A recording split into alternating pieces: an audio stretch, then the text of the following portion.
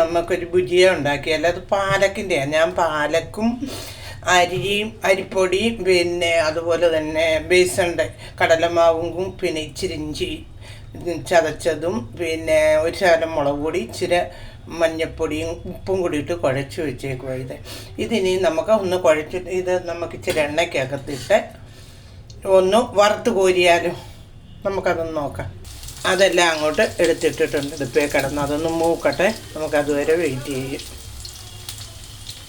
അപ്പം നോക്കിയതൊന്ന് തിരിച്ചിടാം. നമ്മൾ കുറച്ച് എണ്ണയ്ക്കകത്തായിട്ടേക്കുന്നതെന്ന് വെച്ചാൽ ഈ എണ്ണ പിന്നെ നമ്മളിനി ഒന്നിനും എടുക്കത്തില്ല. അതുകൊണ്ട് നമ്മൾ കുറച്ച് എണ്ണയ്ക്കകത്താണ് ഇതൊന്ന് തിരിച്ചിടട്ടെ.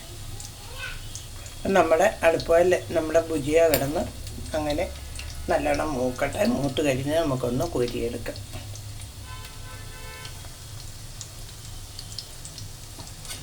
അപ്പം നിങ്ങൾ വിചാരിക്കും ഈ എണ്ണ കുറച്ച്, ഞാൻ കുറച്ച് എണ്ണയിൽ ഉണ്ടാക്കുന്നതെന്ന് വെച്ചാൽ ഈ എണ്ണയൊന്നും പിന്നെ ഞാൻ എടുക്കത്തില്ല.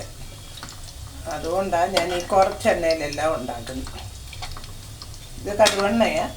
കടുവെണ്ണ വെച്ച് പിന്നെ ദോഷമില്ല. ഇവിടെ തണുപ്പ് സമയമാകുമ്പോൾ എല്ലാവരും കടുവെണ്ണയ്ക്കകത്താണ് ഉണ്ടാക്കുന്നത്. അപ്പം ഞാനിപ്പോൾ ഇത് കടുവെണ്ണയ്ക്കകത്താണ് ഉണ്ടാക്കിയിരിക്കുന്നത്.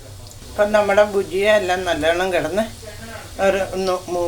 മൂക്കുന്നിടം വരെ നമുക്ക് വെയിറ്റ് ചെയ്യാം. അപ്പം നമ്മളിങ്ങനെ ഒന്ന് ഇടയ്ക്കിടയ്ക്ക് തിരിച്ചിട്ട് കൊടുക്കണം. എന്ന് വെച്ചാൽ വേവണം, മൂക്കണമല്ലോ. നല്ലോണം മൂക്കിട്ട് അത്ര.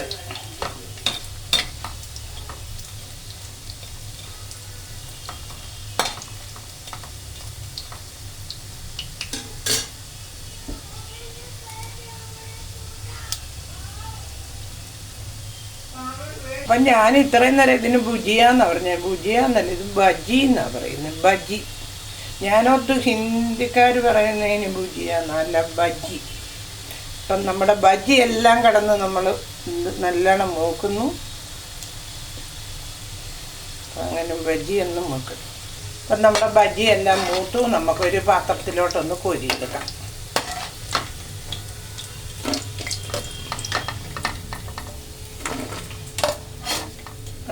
എനിക്ക് കുറച്ചുകൂടെ ഉണ്ട്. ഞാൻ അതും കൂടെ ഇച്ചിരി ഇന്നിപ്പോൾ ഒന്ന് ചുട്ടെടുക്കും. അപ്പം നിങ്ങളെല്ലാവരും ബജി ഉണ്ടാക്കി നോക്കുക. നല്ല അടിപൊളി ബജിയാണ്.